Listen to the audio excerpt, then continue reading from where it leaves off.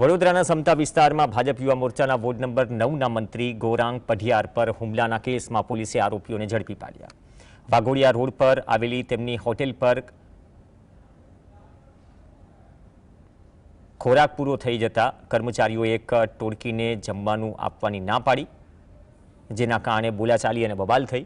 ઘટના બાદ આરોપી શક્તિસિંહ રાણાએ ગૌરાંગ પઢિયારને ફોન પર ગાળો ભાંડી અને મારવાની ધમકી આપી। હુમલાખોરોની ટોળકીએ ગૌરાંગ પઢિયારના ઘરે જઈને તેના પર તીક્ષ્ણ હથિયારોથી હુમલો કર્યો।